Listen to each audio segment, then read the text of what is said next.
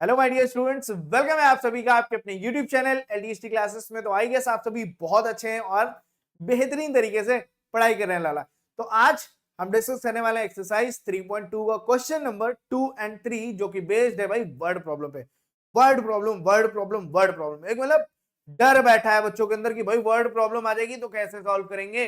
Normally exercise 3.2 का question number 1 तो हमें अच्छे से समझ में आ गया, बट ये वर्ड प्रॉब्लम जैसे ही आती है बस दिमाग एकदम खाली हो जाता है। तो इस टाइप के जो टास्क हैं, जो क्वेश्चंस हैं, उनको करने के लिए भी कुछ मेथड्स होते हैं, कुछ ट्रिक्स हैं जो आपको दिमाग में सेव करके रखनी। हालांकि क्वेश्चन नंबर 2 हम करने वाले हैं इसके जस्ट बाद, जो कि वर्ड प्रॉब्लम से बहुत ज्यादा रिलेट नहीं करता, बट क्वेश्चन नंबर 3 से जो क्वेश्चंस मिलेंगे वो सारे के सारे आपके वर्ड प्रॉब्लम है, और वो क्वेश्चन बहुत ज्यादा इंपॉर्टेंट होने वाले हैं अगर आपको वर्ड प्रॉब्लम में प्रॉब्लम आती है तो लाला बिना लेट के हुए कॉपी पेन उठाओ और चालू हो जाओ। करते हैं स्टार्ट भाई क्वेश्चन नंबर 2, जिसमें बोला गया है कि solve this 2x plus 3y is equals to 11, 2x minus 4y is equals to minus 24 and hence उसके बाद find the value of m for which y is equals to mx plus 3। मतलब पहले तो ये दो इक्वेशन सॉल्व करोगे, x Y की आ जाएगी, इस इक्वेशन में पुट कर देना है एक्स वाई की वैल्यू, फिर थर्ड वेरिएबल m की आ जाएगी। कोई दिक्कत नहीं है, तो आसान सा क्वेश्चन पूछा गया है, कर लेते हैं। लेट करते हैं पहले, late 2x plus 3y is equals to 11, this is our first equation, and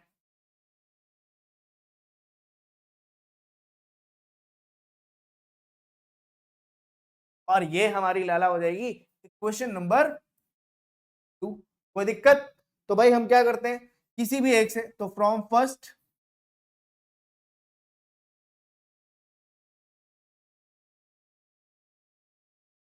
from equation number 1 we get. तो भाई किसी एक वेरिएबल में, तो मैंने बोला किसी एक में करना है, तो x को होल्ड कर लिया, बाकी 11 ये वैल्यू माइनस का 3y हो जाएगी, और 2 इधर आके डिवाइड में अपॉन में हो जाएगा, और इसे हमने इक्वेशन नंबर 3 बोल दिया। यहां तक कोई दिक्कत नहीं होगी? कोई दिक्कत नहीं है, तो फिर आगे करते हैं put equation 3 equation number 2 we. तो भाई अब जो थर्ड वाली आई है, जिससे हम जो हमारी क्वेश्चन बच रही है उसमें पुट कर देंगे। क्या आएगा? X x x x x, एक सेकेंड एक सेकेंड एक, क्या है इक्वेशन 2? तो यहां से हमने लिखा 2, एक्स की वैल्यू कितनी है, एक्स की वैल्यू कितनी है, एक्स की वैल्यू ये फाइंड करी हमने कितनी, 11 माइनस 3y अपॉन में 2, फिर कितना है माइनस का 4y इज इक्वल टू 24, वो भी माइनस का। कोई दिक्कत यहां तक? अब यहाँ पे आप देखोगे इस 2 से ये 2 कैंसिल आउट हो रहा है। अब इसके बाद आंसर क्या आएगा, 11 माइनस 3y माइनस का 4y is equal to minus 24। लाला बहुत ध्यान से आप अगर देखते हैं तो ये वैल्यू जो है ये ऐड हो जाएगी यहाँ पे, और माइनस का 7y आ जाएगा, बट ये 11 उस साइड जाएगा, तो पहले इसको मैंने यहाँ लिखा माइनस का 7y, और इस साइड से 11 इधर आएगा माइनस 24 माइनस 11। तो आप बहुत ध्यान से देख पा रहे हैं कि अब इस साइड जो माइनस 7y है वो एज इट इज रहेगा, और इस साइड दोनों वैल्यूज प्लस होने के बाद क्या हो जाएगी, माइनस का 35। तो यहां से माइनस से क्या हो जाएगा, माइनस कैंसिल आउट, और आप चाहो तो यहीं से कैंसिल कर सकते हो 5 टाइम्स में, तो y इज इक्वल टू क्या आ जाएगा। बात समझ में आई? तो y की वैल्यू मिल गई। सिंपली आपको क्या करना है, put y is equal to 5 in equation 3 v। अच्छा, अब यहाँ पे हम इस y की वैल्यू को 1 2 किसी में भी हम पुट कर सकते हैं, बट थर्ड क्या है, थोड़ा आसान होगी, वो सिंप्लीफाई वे में दी गई है। तो शांति से इसमें x is equal to 11 minus 3 y की वैल्यू 5 अपॉन में 2 करते हैं, तो 11 माइनस 15 अपॉन 2, यहां से दोनों को माइनस कर लेते हैं। 11 माइनस 15 करने पे माइनस का 4 अपॉन 2 कैंसिल करने पे माइनस 2 आएगा। तो x की वैल्यू क्या आ गई, माइनस का। बात समझ में आई? क्या इतनी बात आप सभी को समझ में आ गई? बोलो बोलो भाई, क्या इतनी बात समझ में आ गई? x की वैल्यू क्या आ जाएगी, माइनस 2। ठीक ठीक ठीक ठीक ठीक ठीक। चलो भाई नेक्स्ट देखते हैं आगे। इसके बाद अब x आ गई, y आ गई, क्या करना है, पुट करना है। Put x is equal to -2 and y is equals to 5 in equation y is equals to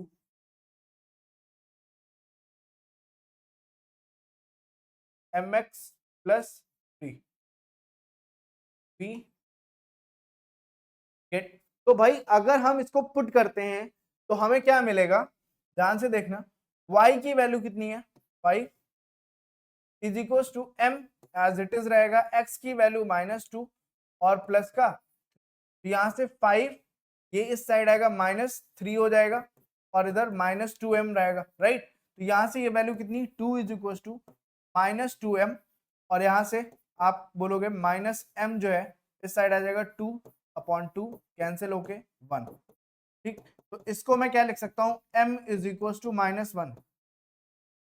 समझ में आई बात, m इज इक्वल टू क्या रख सकता हूं, -1। तो यहाँ पे अब एक बार अगर आपको क्रॉस चेक करना है, सपोज आपको चेक करना है कि आपका आंसर सही है कि नहीं है, ठीक है, तो आप देखो इस बार -1 y की वैल्यू सही आई है कि नहीं वो चेक करने के लिए m की वैल्यू कितनी है, -1 और x की वैल्यू कितनी है, x की वैल्यू कितनी आई थी, -2, यही तो आई थी, प्लस यहां से देखो इन दोनों को सम करने पे 2 + 3 y क्या आ जाएगा। सेम अगर x की आपको चेक करनी है तो y की वैल्यू कितनी है, 5, ठीक है, y की वैल्यू कितनी है 5, यहां से m की वैल्यू है -1, x हमें फाइंड आउट करना है +3, तो यहां से क्या हो जाएगा 3 इधर आ जाएगा, 5 -3 इज इक्वल टू क्या हो जाएगा -x, तो ये 2 is equal to -x, x is equal to क्या हो जाएगा माइनस का, समझ रहे हो, समझ रहे हो, बात समझ में आई। तो ये ऐसे आपको क्रॉस चेक कर लेना है कि आपकी जो वैल्यूज हैं वो सही है कि नहीं है। फिलहाल ये आपके पास ऑप्शनल है, ये आप अपने लिए कर सकते हैं, ये आपको एग्जामिनर को नहीं दिखाना होता है, ठीक है। यहीं पे आपका क्या हो जाएगा, आंसर हो जाएगा। आप चाहें तो एक साथ लिख दोगे देयर फॉर करके कि x की वैल्यू आपकी क्या आई है, -2 आई है एंड y की वैल्यू 5 है एंड m की वैल्यू जो है वो -1 है और ये आपका आंसर है। इस तरह से लिखने से क्या होगा, एक अच्छा इंपैक्ट पड़ेगा एग्जामिनर के पास कि जैसे ही वो ऊपर देखेगा कि आपने मेथड से ही यूज किया, फिर नीचे देखेगा कि आंसर उसको एक साथ मिल रहे हैं, x y और m की वैल्यू उसको एक साथ मिल गई है, तो अब वो समझेगा कि हाँ बच्चे ने किया है, आंसर सही है, मतलब क्या।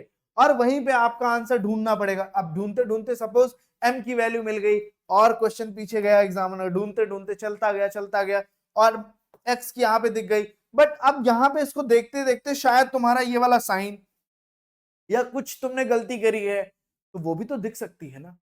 तो इसलिए अपनी सेफ्टी के लिए अपने आंसर्स जो है ना वो क्लियर कट करके लिखो, इससे ना थोड़ा सा आप टीचर को गुमराह कर सकते हैं, ठीक है। चलो नेक्स्ट देखते हैं भाई। अब आते हैं वर्ड प्रॉब्लम। क्या बोला गया, form the pair of linear equations for the following problems and find their solutions by substitution method. मतलब वही सेम चीज करनी है आपको, सब्स्टिट्यूशन मेथड से इक्वेशन बनानी है। तो भाई करते हैं start. The difference between two number is 26 and one number is 3 times the other, find them. किसकी बात कर रहा है, दो नंबर्स की बात कर रहा है। किसकी बात कर रहे हैं, दो नंबर्स की बात कर रहे हैं और लास्ट में क्या बोला गया है, फाइंड देम, मतलब हमें नंबर बतानी है। बोलो, नंबर बतानी है ना मुझे, जो बताना है वही लेट कर लो। Let the first number be x and the second number be. भैया एक नंबर x है, दूसरी नंबर y है, ये मैं मान लेता हूं, जो हमसे पूछा गया था कि वो दोनों नंबर क्या होंगे, मैं एक x होगी एक y होगी। फिर हमें थोड़ी देर बाद पता चलता है कि एक्स और वाई जो है ना वो एबीसीडी में आता है ना। तो नंबर बतानी है तो उसके लिए अभी आगे पढ़ना पड़ेगा। अब जो है कंडीशन पढ़ो, क्या बोला गया कि the difference between two number is 26। ठीक, अकॉर्डिंग टू फर्स्ट कंडीशन क्या लिखेंगे हम यहाँ पे,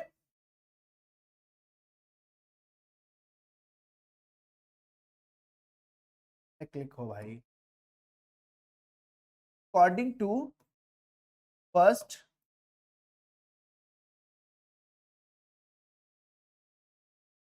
पहली कंडीशन में बोला गया उन दोनों नंबर्स का डिफरेंस, मतलब x और y का जो डिफरेंस है वो कितना होगा लाला, वो 26 होगा। और ये हमारी इक्वेशन नंबर फर्स्ट हो जाएगी। कोई दिक्कत नहीं होनी चाहिए यहां तक। अगर हो रही है तो फिर आप बेवकूफ हैं, बहुत बड़े वाले। ये होगा और ये इक्वेशन हो गई हमारी, बात समझ में आई। फिर अकॉर्डिंग टू सेकेंड कंडीशन,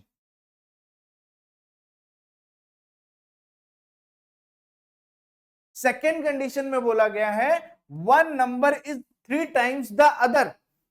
जो पहली नंबर है वो दूसरी नंबर का 3 टाइम करने के बराबर है। बस इतनी सी बात है लाला। इक्वेशन नंबर 2, बात खत्म। 2 इक्वेशन चाहिए थी, 2 मिल गई। सब्स्टिट्यूशन मेथड लगाने के लिए तैयार हो जाओ। अब देखो यहां पे ऑलरेडी सेकेंड इक्वेशन एक्स के टर्म में गिवन है, तो अब यहां से कर सकते हो क्या, क्या कर सकते हो लाला, देखो put equation second in equation first, we get second वाले को उठा के फर्स्ट में पुट करो, एक्स के प्लेस पे 3y लिखो, माइनस वाई इक्वल टू 26, और यहां से ये सब्ट्रैक्ट होके 2y इज इक्वल टू क्या हो गया 26। यहां से इसको 2 से डिवाइड करना पड़ेगा। गड़बड़ हो गया, थोड़ा सा सही कर लेते हैं। गड़बड़ कुछ नहीं हुआ, कलर कॉम्बिनेशन नहीं आ रहा ना, बस्ती। चलो क्या हो गया 3y minus y is equal to 26, तो यहां से क्या हो जाएगा 2y इज इक्वल टू 26। बात समझ में आई। आगे क्या करते हैं यही लिखते हैं, y is equal to 26 upon 2, cancel करने पे क्या आ गया 30, तो y की वैल्यू क्या आ गई 13। पुट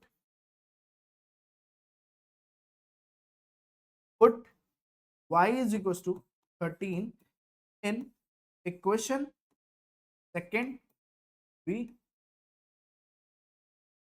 समझे।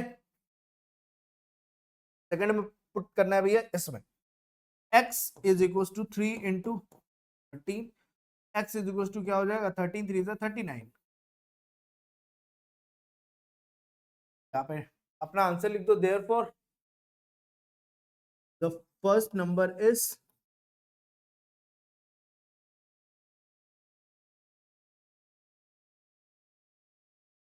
39 एंड सेकेंड नंबर इज 13, और ये आपका हो गया आंसर। बात समझ में आई। तो अब ये देखो, ये फर्स्ट टाइप, मतलब मैं आपको ये भी बता रहा हूं एनसीईआरटी में ये पहला फर्स्ट टाइप का क्वेश्चन है जिसमें आपसे 2 नंबर वाले क्वेश्चन पूछ सकता है। ठीक है, नंबर का डिफरेंस ये है, ऐड करने पे ये इस नंबर का इतने टाइम्स है, वो थोड़ा सा पैटर्न चेंज करेगा, बट क्वेश्चन को जितना अच्छे से समझोगे उतना ही ज्यादा वो आपके लिए हेल्पफुल रहेगा। भागना घबराना किसी चीज से नहीं है, डट के सामना करो, सब सही होगा। नेक्स्ट क्वेश्चन देखो भाई, नेक्स्ट क्वेश्चन में क्या बोला गया है, the larger of to supplementary angles exceeds the smaller by 18 degrees, find them. अयो, इसका मतलब अगर आपको पता है ये क्वेश्चन आपको आता है, सप्लीमेंट्री एंगल्स का अगर मतलब पता है तो ये क्वेश्चन आपको आता है। नहीं समझे भाई, क्या बोला गया, the larger of to supplementary angles exceed the smaller by 18, मतलब जो सप्लीमेंट्री एंगल्स के लार्जर वाला एंगल होगा वो स्मॉलर से कितना ज्यादा है 18 ज्यादा है, 18 ज्यादा है, एक्सीड कर रहा है, बढ़ गया, ठीक, फाइंड देम। आप बोलोगे इसमें तो कंडीशन एक है, मैंने क्या कहा, ठीक से ध्यान नहीं दिया। अगर ये एंगल्स आपको पता है कौन से होते हैं तो ये क्वेश्चन आप तब कर सकते हैं, कर पाएंगे, अदरवाइज नहीं कर पाएंगे। देखने छापने से नहीं होते क्वेश्चंस, वर्ड प्रॉब्लम है, समझ के करनी पड़ती है, और समझने के लिए समझ चाहिए, और समझ सको तो समझ लो, ठीक। चलो, जो लेट करने को बोला है वो फाइंड करते हैं भाई। एक बड़ा वाला एंगल बताना है, एक छोटा वाला एंगल बताना है, दोनों ही एंगल बताने, लेट करते हैं। Let the larger angle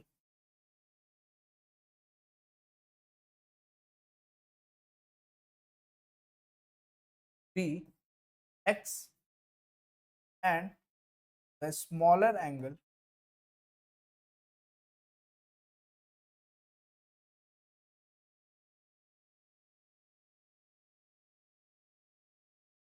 be y degree, degree भी लगा लेते हैं, ये एंगल्स है ना, x degree and y degree क्या होंगे हमारे, लार्जर और स्मॉलर एंगल्स होंगे भाई।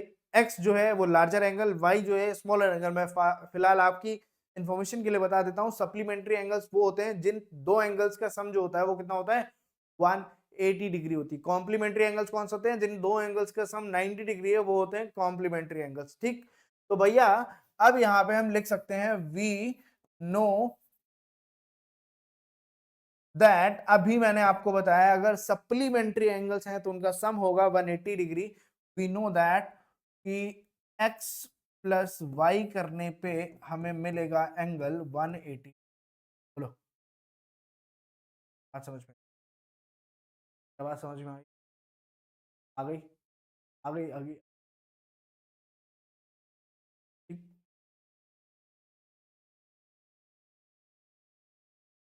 फिलहाल यहाँ से डिग्री हटा दो, कोई दिक्कत,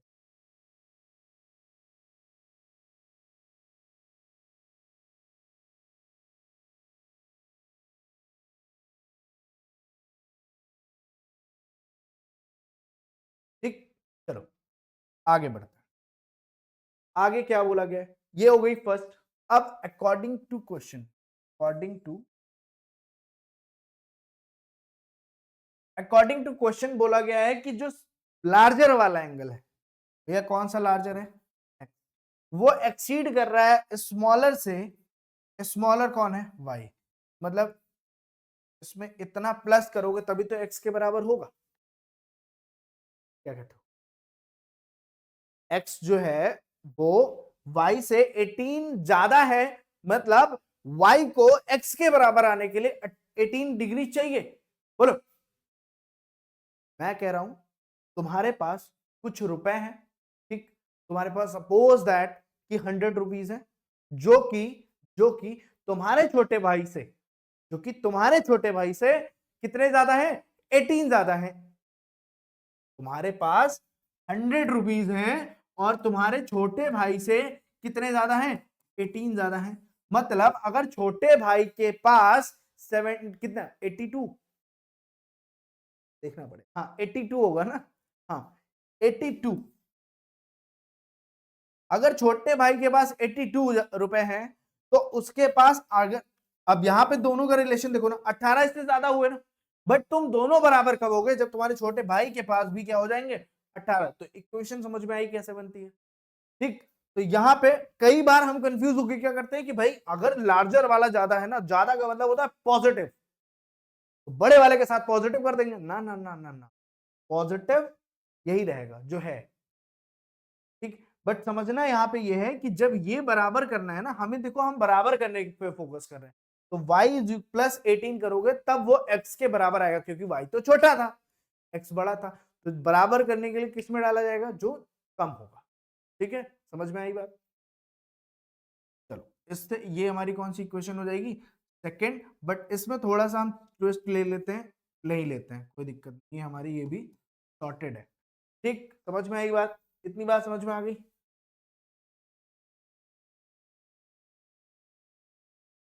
चलो अब लिख लेते हैं क्या, अब देखो यहाँ पे ऑलरेडी x के टर्म में लिखा हुआ है, तो हमें अलग से कुछ फाइंड करने की जरूरत नहीं है। सिंपली क्या करेंगे, put equation second in equation first B.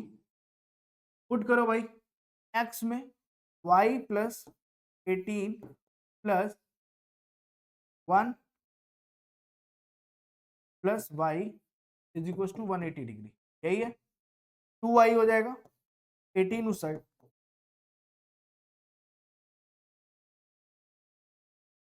अब यहां से 18 माइनस करोगे तो क्या हो जाएगा, पहले तो 10 माइनस करोगे 70 होगा, फिर 8 माइनस करोगे 162 हो जाएगा, तो 162, और इधर से 2y ही लिख लेते हैं क्योंकि स्पेस अपने पास यहाँ पे नहीं है। आगे आते हैं, यहां से y इज इक्वल टू आपका क्या हो जाएगा 162 अपॉन 2, 2 से इसको कैंसिल करेंगे, 2 2 2 8 जा और 2 1 जा, मतलब y इज इक्वल टू क्या आ गया 81। बाद में आप लगा सकते हैं। और अब ये आ गई y की value, put y is equal to 81 in equation number second we. तो भाई सेकेंड वाले में पुट करना है, ठीक है ना, सेकेंड वाले में पुट करना है, सेकेंड वाली ये रही, x is equal to y plus 81 plus 18, तो यहां से क्या हो जाएगा,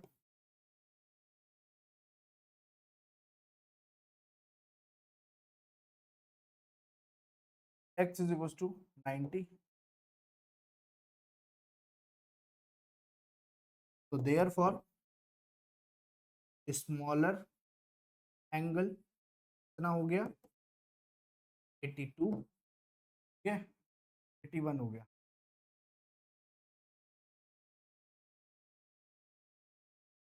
लार्जर एंगल इज 90। समझ में आई बात, बात समझ में आई। तो इस तरह से आपको इन क्वेश्चंस को सॉल्व करना है लाला।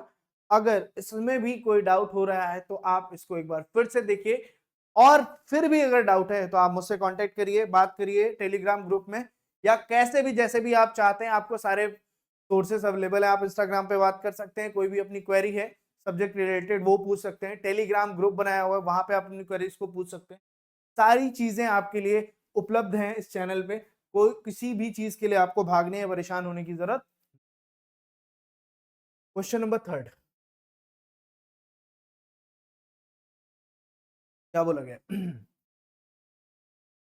The coach of a cricket team buys 7 bats and 6 balls for 3,800, letter C buys 3 bats and 5 balls for 1,750, find the cost of each bat and each ball।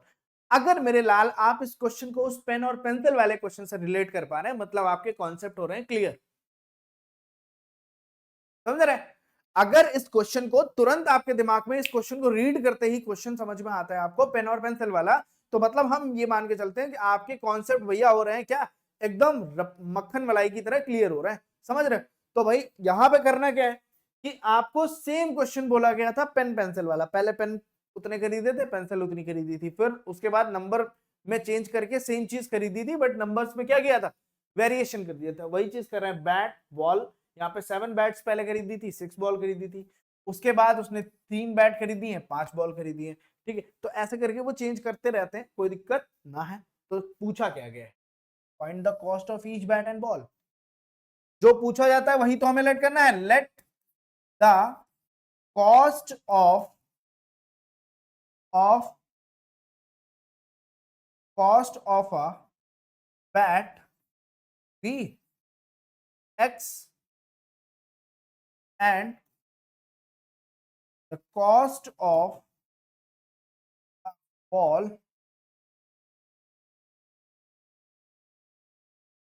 B y. ठीक, इतनी बात समझ में आई, इतनी बात समझ में आ गई होगी ना लाला, आ गई। अच्छा, फिर क्या बोला गया, अब अकॉर्डिंग टू फर्स्ट कंडीशन आ जाओ, अब अकॉर्डिंग टू भैया फर्स्ट कंडीशन आ जाओ, अकॉर्डिंग टू फर्स्ट कंडीशन, अगर एक बैट की जो प्राइस है वो x रुपए है, तो 7 बैट खरीदने पे प्राइस क्या होगा, 7x होगा। कैसे, अगर आप एक चॉकलेट है, एक चॉकलेट का प्राइस 5 रुपीज है, आप 7 चॉकलेट्स लेने जाते हैं तो आप फटाक से बोल देते 35 रुपीज हुआ। कैसे हुआ, 7 इंटू 5 किया आपने। तो यहां पे भी जो बैट है और बैट का जो प्राइस है उससे मल्टीप्लाई करो, क्या हो जाएगा 7x। सिमिलरली आप 6 है बॉल, और बॉल के प्राइसेस को क्या कर दो, मल्टीप्लाई। तो कितने रुपए की हो रही थी, ₹3008। बात समझ में आई, और इसे हम बोलेंगे इक्वेशन नंबर। सिमिलरली सेकंड में क्या बोला गया है, अकॉर्डिंग टू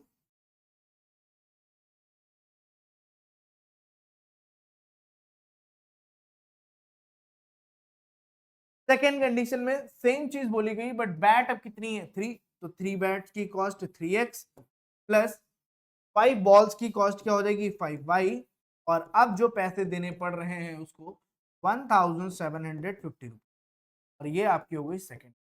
तो सिमिलरली अब हमारे पास दो इक्वेशंस आ चुकी हैं। अब फ्रॉम फर्स्ट सेकंड करके हम इसको कर लेंगे सॉल्व। तो अब नेक्स्ट में हम थोड़ा रुपीस के साइन को अलग रखते हैं और सॉल्व करते हैं। From equation first, first equation से x के टर्म में अगर हमने सॉल्व किया, x is equal to 3800 minus का 6y अपॉन में क्या आ जाएगा। बात समझ में आई, क्या इतनी बात समझ में आई। फिर अब यहां पे देखना, यहां पे देखना x इज इक्वल टू 3800, ये आ गई वैल्यू, ये हमारी हो गई क्वेश्चन नंबर थर्ड। तो सिंपली आपको क्या करना है, put equation number third in equation number, उम्मीद करता हूं ये चीजें तो एटलीस्ट इसके बाद का जो सब्स्टिट्यूशन मेथड है वो अच्छे से आ रहा होगा। ठीक है, पुट करो भाई। सेकेंड वाली वैल्यू ये है, x की वैल्यू पुट करनी है इसमें, तो मतलब 3, x के प्लेस पे हमने क्या लिखा 3800 माइनस 6y अपॉन 7, और फिर 5y plus 5y is equal to 7, 1700। अब लाला यहाँ पे देखना, इसको मल्टीप्लाई करना पड़ेगा। और कोई ऑप्शन दिख रहा है, मुझे तो नहीं दिख रहा है। तो इसको मल्टीप्लाई करने का मतलब क्या है, फटाफट से मल्टीप्लाई कर लो, 0 0 3 8 जा 24 और 2 3 3 जा 9 2 11 हो जाएगा। फिर माइनस 6 3 जा 18y अपॉन में 7 प्लस का 5y इज इक्वल टू 1750। अब यहाँ पे देखना, अब यहाँ पे आपको एलसीएम लेना पड़ेगा। बच्चे यहाँ पे क्या करते हैं, इस 7 को डायरेक्ट उधर भेजना, ना ना ना, दो ऑप्शन होते हैं, आप या तो पूरी इक्वेशन को 7 से मल्टीप्लाई कर दो, बात वही है।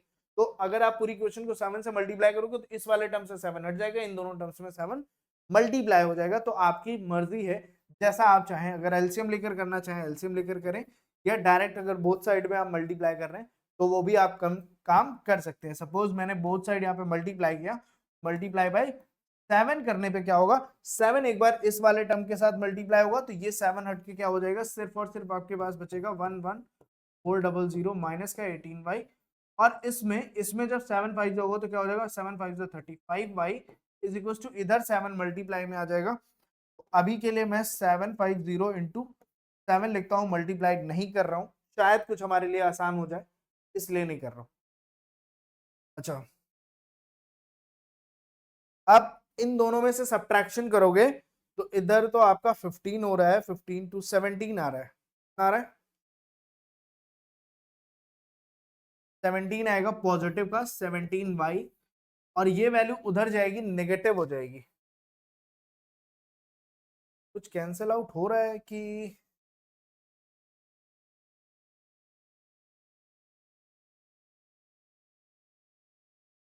कुछ गड़बड़ हो रही है क्या, देखते हैं भाई। 7 कुछ लग रही है मुझे गड़बड़, और ये इधर माइनस में क्या हो जाएगी 100, और इधर से y की वैल्यू क्या आ रही है 1750 इंटू 7 तो मल्टीप्लाई कर ही लो। 7 0 0, 7 5 35, 3 7 7 49 और 49 3 52, 7 1 7, 7 और 5 12, ये हो गई वैल्यू -1 1 0 अपॉन में 70। अब एक बार मैं क्रॉस चेक करता हूँ क्या कहीं कहीं कोई मिस्टेक हुई है क्या। तो ये इस साइड गई, ठीक है। फिर यहाँ से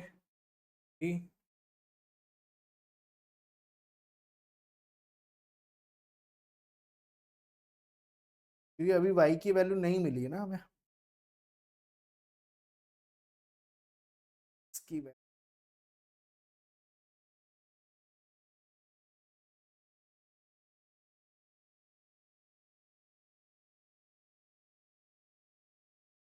है तो सही है अभी। तो एक बार माइनस कर लो भाई, माइनस करने पे क्या आ रहा है देखते हैं। 1 2 2 5 0 1 1 0 0, यही है। 0 5 12 से 4 8 बस 850, ठीक तो है, ठीक है ठीक। यहाँ से क्या हो जाएगा, ये इसकी वैल्यू क्या आई है 850। आजा भाई, तो y इज इक्वल टू क्या है 850 अपॉन 17, ठीक है। तो 17 को अगर 5 टाइम्स 17 5 हो जाएगा, ये क्या हो गया 5 टाइम्स में 5 टाइम्स में 50, तो y इज इक्वल टू क्या आ गया 50। मतलब y क्या थी, बॉल का प्राइस था, ठीक है। तो यहाँ पे क्या करना है, put y is equal to 50 in equation number third we get. तो भाई x की वैल्यू चाहिए हमें, x is equal to, equation क्या थी हमारे पास, x is equal to 3800 minus 6, y की वैल्यू कितनी है 50 अपॉन में 7। तो यहाँ से 3800 माइनस 6 5 करेंगे तो 30 मतलब 300 होगा, 300 करेंगे और अपॉन में 7, माइनस करने पे 3500 अपॉन में 7, कैंसिल करने पे 500। तो x की वैल्यू क्या आ गई,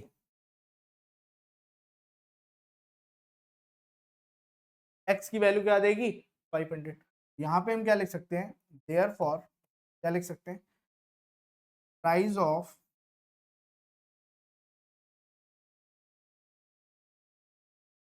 one bat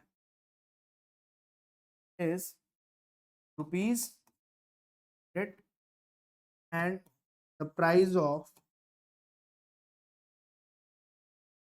one ball is rupees। समझ में आई बात, बात समझ में आई लाला। तो ऐसे करके आपको भैया इन क्वेश्चंस को सॉल्व करना है। मैंने क्या कहा, एक एक क्वेश्चन को आपको लगता है अगर कहीं पे अभी आप मिस्टेक कर रहे हैं, तो जहां से आपको लग रहा है वहीं पे आप थोड़ा सा उसको देख लो एक बार। तो इससे क्या होगा, पूरा फुल क्वेश्चन ना आपसे गलत नहीं होगा। जैसे मुझे यहाँ पे थोड़ा सा डाउट हुआ, मैंने पूरा क्वेश्चन देखा, मुझे लगा सही है, फिर आगे मूव किया, आंसर आ गया, कोई दिक्कत नहीं हुई। तो ये चीज आप करिए, जैसे ही आपको लगता है कि एक स्टेप आपका कुछ भी लग रहा है आपको, और ये आपको तभी लगेगा जब आपने अच्छे से प्रैक्टिस करी हो, तभी आप क्वेश्चन देख के समझ पाओगे कि गलत हो रहा है या सही। नेक्स्ट क्वेश्चन देखते हैं। The taxi charges in a city consist of a fixed charge together with the charge for the distance covered. For a distance of 10 km, the charge paid is 105, and the journey of 15 km, the charge paid is 155. What are the fixed charge and charge per kilometer? How much does a person have to pay for traveling distance of 25 km?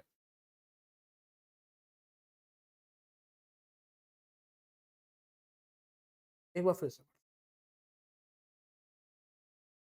the taxi charges in a city consist of fixed charge together with the charge of the distance covered। ये line बहुत अच्छे से पढ़ो।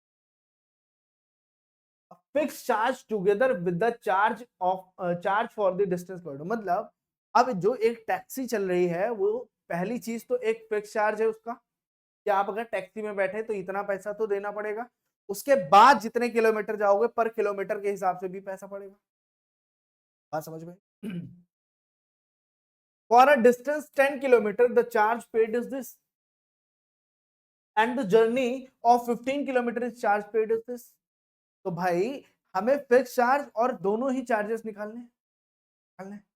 अच्छा, अब यहाँ पे ये क्वेश्चन तो अलग बोल रहा है, बट जहां से हमें हमें फाइंड क्या करना है वो है ना, वो कैसे पता चलता है, वो इससे पता चलता है। What are the fix charge and the charge per kilometre. कुछ नहीं, हमें समझ में नहीं आया, मुझे भी नहीं आया, आपको भी नहीं आया, छोड़ दो।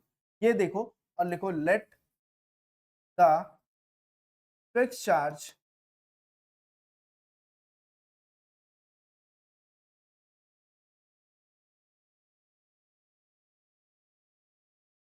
B x and the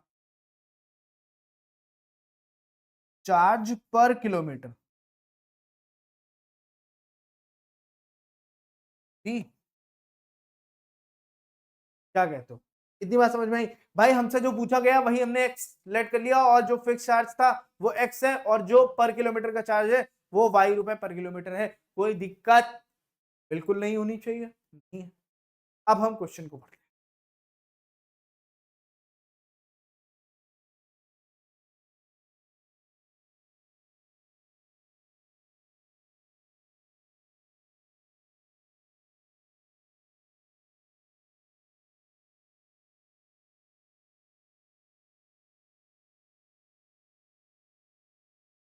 according to first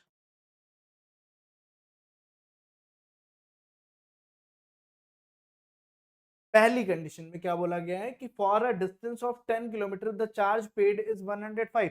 तो भाई आप खुद को एज्यूम करो, और आपसे बोला गया कि टैक्सी पे अब जब बैठोगे तो आप फिक्स चार्ज तो लेकर बैठोगे अपना, बैठोगे, प्लस आप 10 किलोमीटर के लिए जा रहे हो, पर किलोमीटर वो वाई रुपए लेता है, तो आपका जो पर किलोमीटर का किराया होगा वो कितना होगा, 10 वाई हो जाएगा।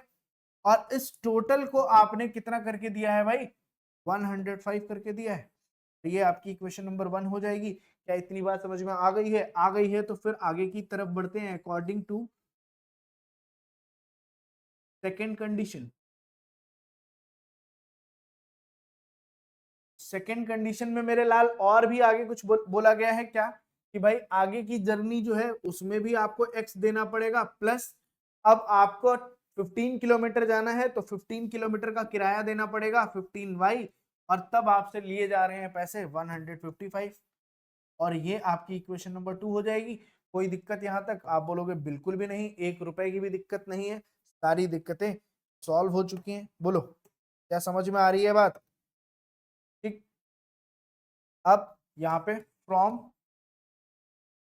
इक्वेशन नंबर फर्स्ट भी सेम काम हमें करना है, दोनों इक्वेशन से एक्स के टर्म में अगर हम सॉल्व करते हैं, एक्स इज इक्वल टू क्या होता है 105 माइनस का 10y, और ये इक्वेशन नंबर हो जाती है हमारी थर्ड। यहां तक कोई दिक्कत नहीं होगी। ठीक, अब इस इक्वेशन को हम पुट करते हैं, put equation number third in equation number second we gate.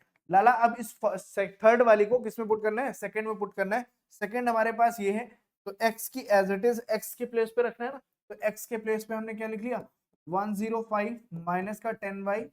अब y कितना है, प्लस का 15y, और इज इक्वल टू 155, यही वैल्यूज है। ठीक है, यही वैल्यू है। अब इन दोनों को ध्यान से देखोगे तो 5y हो जाएगा, और ये वैल्यू उस साइड में आ जाएगी 155 माइनस का 105 करने पे 5 वाई इज इक्वल टू कितना हो जाएगा 50। बोलो ये 50 हो जाएगा। वाई इज इक्वल टू कितना आ रहा है, 5 से डिवाइड करने पे 10। बात समझ में आ गई? वाई समझ में आ गया? वाई मतलब क्या है पर किलोमीटर का किराया आ गया।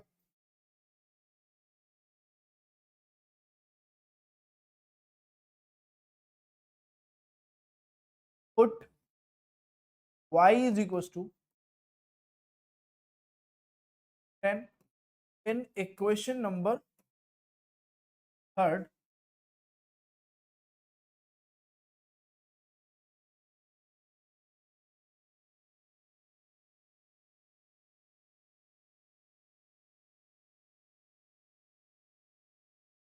x इज टू 100 क्या है भाई, x is equal to 105 minus का 10y, राइट।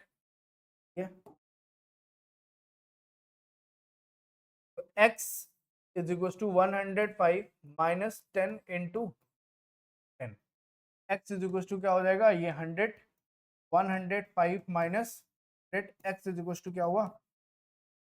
तो भाई ऑटो में बैठने का या टैक्सी में बैठने का जो फिक्स किराया है वो कितना है, 5 रुपीज है। Therefore fixed charge is ₹5 and charge per kilometer is ₹10। Now आपसे क्वेश्चन में कुछ और भी पूछा गया है, बहुत ध्यान से देखो। क्वेश्चन में पूछा गया है how much does a person have to pay for travelling a distance of 25 kilometre. तो लाला अब 25 किलोमीटर के लिए क्या देना पड़ेगा उसको, फॉर 25 किलोमीटर जो रेंट होने वाला है वो क्या होगा, x plus 25y is equal to, बताना है आपको, तो x के प्लेस पे क्या रखोगे, x के प्लेस पे आपकी वैल्यू हो गई 5 प्लस 25 इंटू 10, तो यहां से क्या होगा 5 प्लस 250 दैट इज 255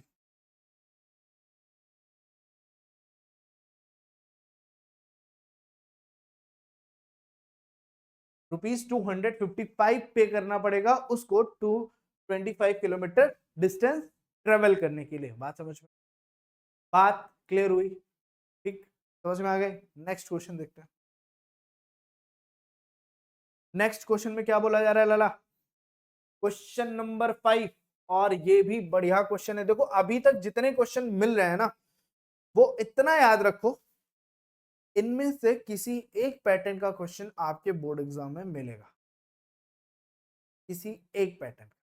अब वो टैक्सी वाला मिल सकता है, न्यूमिनेटर डिनोमिनेटर वाला मिल सकता है, पेन पेंसिल वाला बेसिक में दिखता है ज्यादा करके, स्टैंडर्ड में नहीं मिल सकता, ठीक है। तो ऐसे क्वेश्चंस मिल सकते हैं।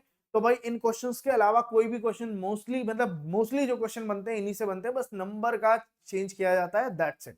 तो भाई क्वेश्चन में क्या बोला जा रहा है कि a fraction becomes 9/11 if 2 is added to both the numerator and the denominator, if 3 is added to both the numerator and denominator it becomes 5.6 fraction। Question ये इनकम्प्लीट सा है,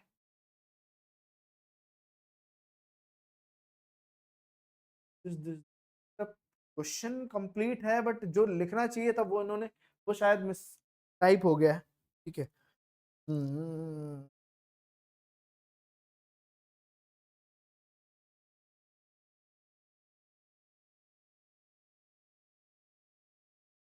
find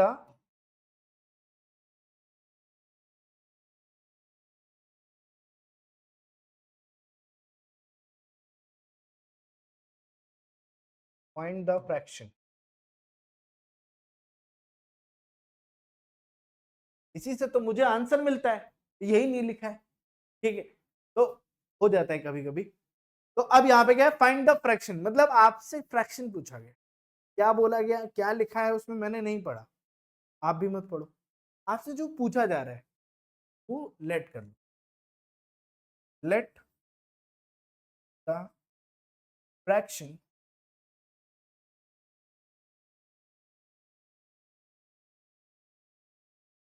let the fraction be x upon, हमने let कर लिया, fraction क्या है हमारा x upon, अच्छा अच्छा आगे भी तो करना है इसको, अकॉर्डिंग टू फर्स्ट कंडीशन। तो भाई फर्स्ट कंडीशन में हमसे क्या बोला जा रहा है, a fraction becomes 9/11 if 2 is added to both the numerator and denominator। मतलब यहां से न्यूमिनेटर x का है और y है, अगर दोनों के न्यूमिनेटर और डिनोमिनेटर में हम 2 ऐड कर देते हैं तो फ्रैक्शन हमारा हो जाता है 9/11। तो भाई यहां से अब इक्वेशन तो नहीं दिख रही आपको, इक्वेशन बनाने के लिए क्रॉस मल्टीप्लाई कर दो, मतलब 11 को इसमें मल्टीप्लाई कर दो, कुछ इस तरह से हो जाएगा x।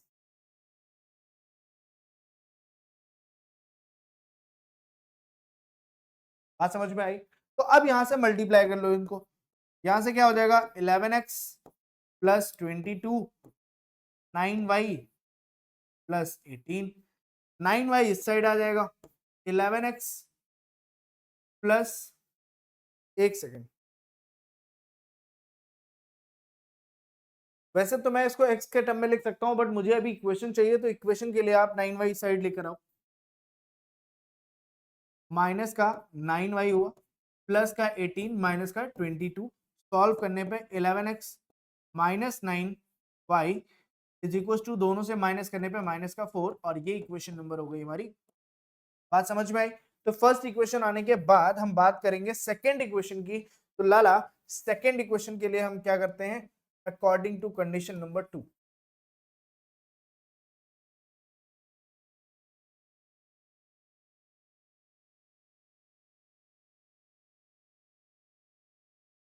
सेकंड कंडीशन क्या बोला जा रहा है, if 3 is added to both the numerator and denominator, अगर 3 को क्या किया जा रहा है, बोथ न्यूमिनेटर और डिनोमिनेटर में ऐड कर देते हैं तो फ्रैक्शन हमारा 5/6 हो जाता है। तो समझ में आया? ठीक, तो फिर से यहाँ पे वही काम करना पड़ेगा, x प्लस 3 को मल्टीप्लाई करना पड़ेगा 6 के साथ, और ये इस साइड आ जाएगा तो y प्लस 3 और मल्टीप्लाई में क्या हो जाएगा 5।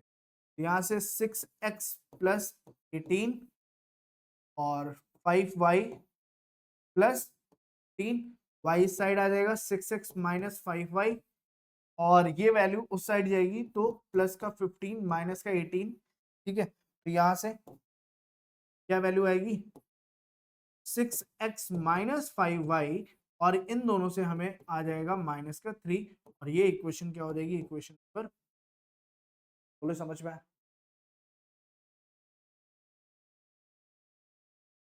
हाँ समझ में।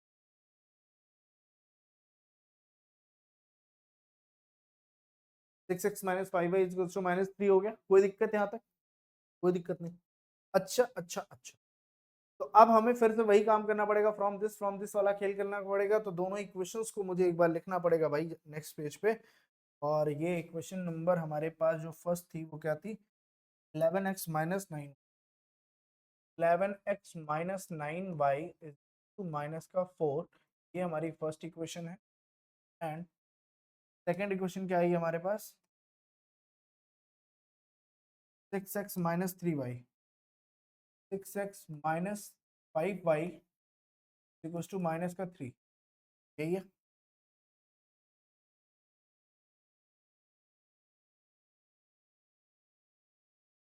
फ्रॉम इक्वेशन फर्स्ट बी, तो फर्स्ट इक्वेशन से हमें क्या मिल जाएगा, x इज इक्वल टू, इस माइनस 9y को उधर करोगे तो माइनस 4 प्लस का 9y, और अपॉन में क्या आ जाएगा 11, और इसे हम इक्वेशन नंबर थर्ड लेट करेंगे, और क्या बोल सकते हैं, put equation number third in equation number second we.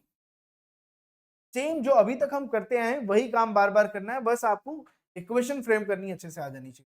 तो यहां से अब इसको उठा के उसमें पुट कर दो लाला, 6x के प्लेस पे -4 प्लस 9y अपॉन में 11 minus 5y is equal to -3। तो यहाँ पे इसको सॉल्व करते हैं, तो यहाँ पे क्या हो जाएगा, 6 4 जा माइनस का 24 प्लस 6 9 जा 54y अपॉन में 11 माइनस का 5y इज इक्वल टू -3। अब 11 से मल्टीप्लाई कर लो पूरी इक्वेशन को, तो यहां से क्या हो जाएगा, ये तो एज इट इज रहने वाली है वैल्यू, इससे 11 कैंसिल हो जाएगा, यहाँ पे 11 नहीं तो 55 आई हो जाएगा, और इज इक्वल टू माइनस का 30। तो आप देखोगे ये माइनस वाली जो वैल्यू है उस साइड जाएगी और इन दोनों में आप माइनस वाई मिलेगा हमें सिर्फ, और ये वैल्यू उधर आएगी -33 एंड प्लस का 24। तो यहाँ से 6, यहाँ से 3, मतलब 9 बच रहा है, माइनस का 9, माइनस वाई इज टू क्या आएगा -9। तो -9 हो रहा है, तो यहाँ से आप क्या कर सकते हो, माइनस माइनस को कैंसिल कर सकते हो और आपके पास y इज टू क्या आ जाएगा, y की वैल्यू 9 आ गई। Put y is to 9 in equation number third we. तो भाई थर्ड में पुट करने पे क्या मिलेगा, थर्ड इक्वेशन कौन सी है, ये वाली। यहां से x is to -4 plus 9 into 9 upon में 11। x इज टू क्या हो जाएगा, -4 into 81 upon 11। x is to minus का प्लस है ना,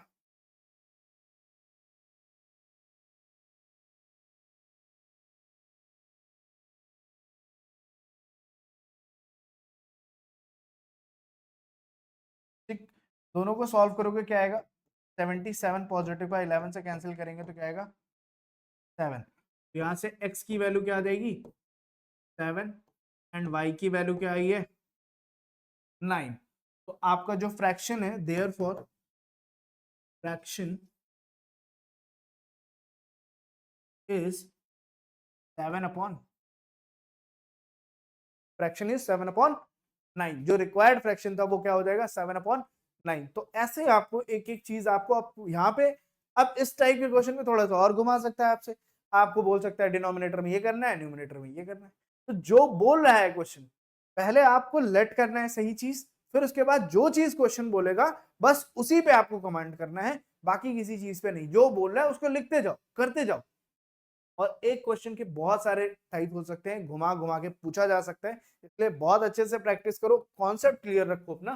तो भाई हमारे इस एक्सरसाइज का भाई लास्ट क्वेश्चन, और भाई एज वाला क्वेश्चन, तो मतलब लीनियर इक्वेशन और एज वाला क्वेश्चन ना हो तो फिर तो मजा ही नहीं आएगा, है ना।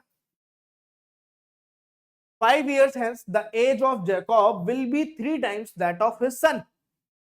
5 years ago, ठीक है, 5 years ago Jacob's age was 7 times that of his son। What are their present age? हमारा क्वेश्चन यहीं से हमें मिल जाएगा। What are their present age? किसकी किसकी, दो लोगों की। अभी मैं क्वेश्चन नहीं पढ़ रहा हूं। Let the present age of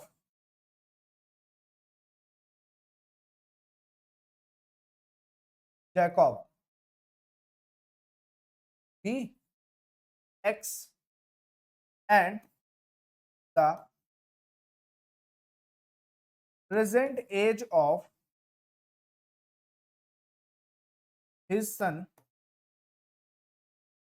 be।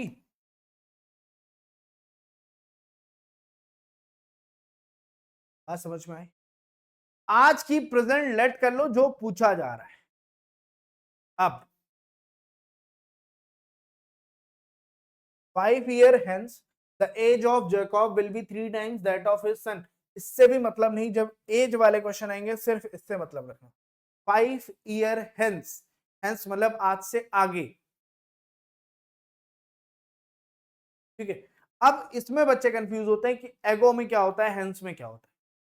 तो देखो, एगो, हेंस, आफ्टर, बिफोर जो भी लिखा है ना, उसके साथ में उसकी वर्ब देखना क्या लिखा है, विल बी, मतलब इन फ्यूचर की बात कर रहे हैं। Jacob 5 years ago Jacob age was, तो इनसे आपको समझना है, इससे आपको समझना है कि क्या करना है। अब तो यहां से पता चल गया ना, इन फ्यूचर मतलब फ्यूचर क्या होता है, आगे, आगे मतलब प्लस। कितना, सिंपली आपको लिखना है इतना। क्या लिखना है, इतना। कितना, 5 years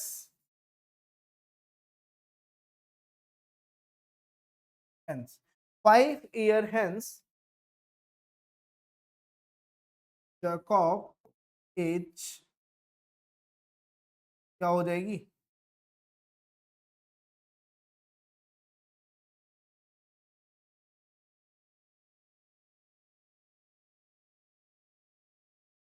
जैकॉब्स एज क्या हो जाएगी उस टाइम पे, अगर अभी एक्स है तो आज से 5 साल बाद एक्स प्लस 5 रहेगी।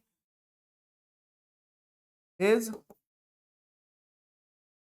सन्स एज क्या हो जाएगी, अभी वो y का है तो आने वाले टाइम में वो 5 साल बाद x प्लस वाई हो जाएगा। अब यहाँ पे हमें लिखना है according to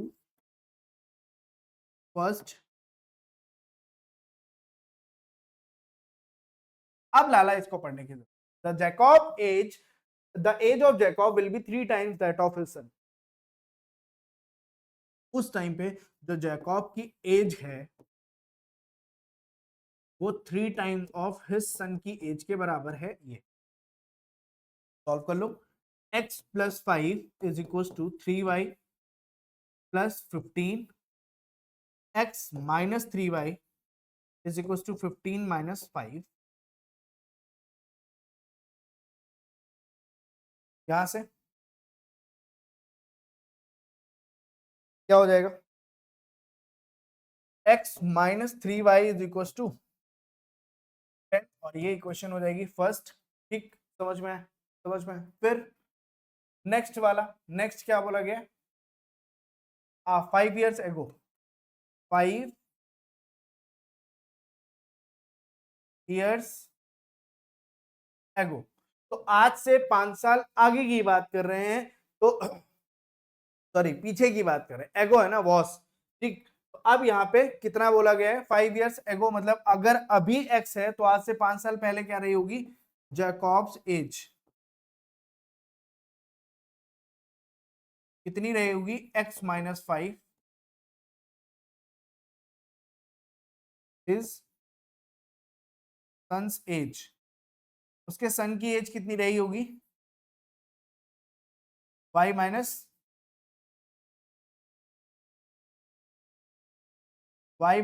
five according to second condition.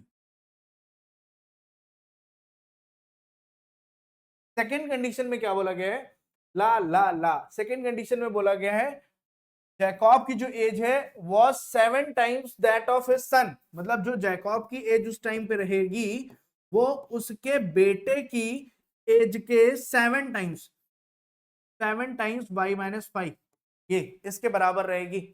समझ में आई बात। अच्छा, तो यहां से इसको भी सॉल्व कर लो। x minus 5 is equal to 7y minus का 5, तो एक सेकंड, 35 हो जाएगा ना ये,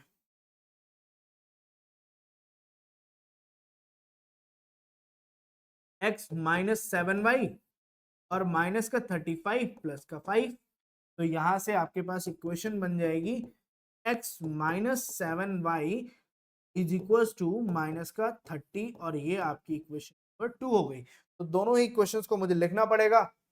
फर्स्ट इक्वेशन ये रही,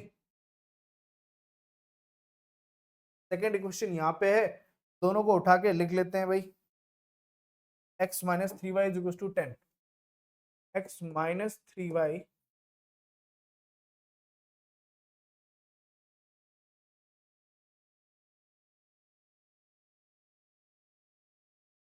x minus 7y,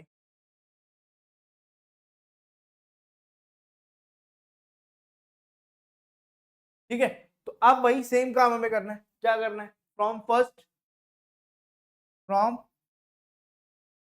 equation first we get, तो लाला फर्स्ट वाली से हमें क्या मिलेगा, फर्स्ट वाली से हमें x के टर्म में सॉल्व कर लोगे तो 10 प्लस का 3y मिल जाएगा, और इसे हम इक्वेशन नंबर थर्ड बोल देंगे।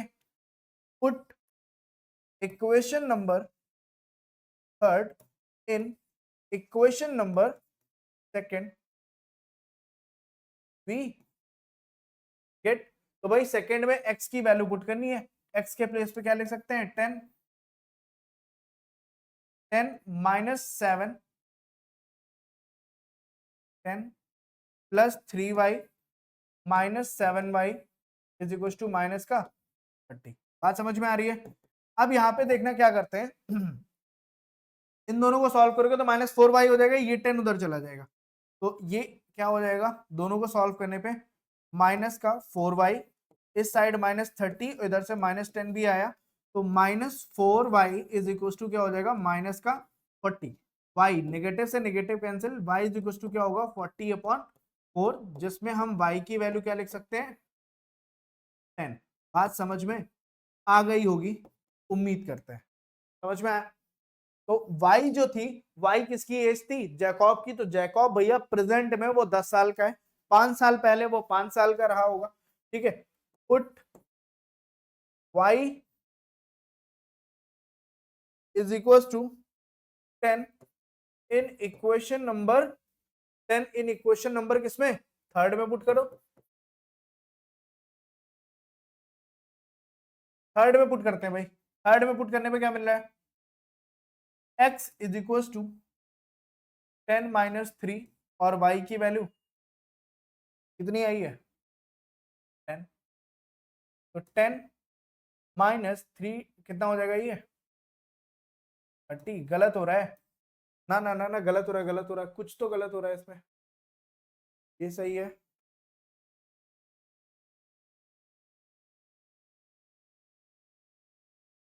वैल्यू सही है, नेगेटिव कैसा, ये तो प्लस में है ना, नहीं मैं कहूँ नेगेटिव कैसे आ सकता है, तो ये दोनों क्या हो जाएगा 40, x क्या था, फादर की एज थी, तो यहाँ पे हम क्या लिख सकते हैं, देयरफॉर प्रेजेंट एज ऑफ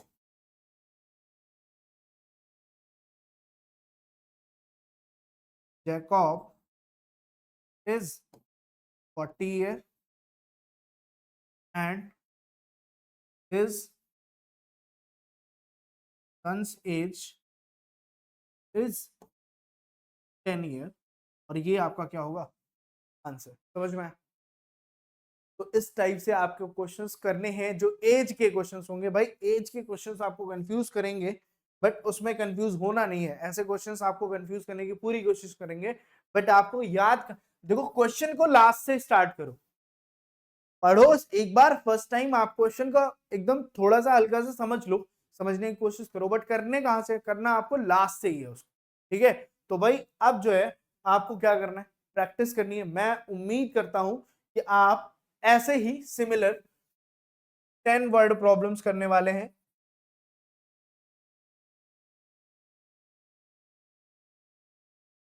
ठीक।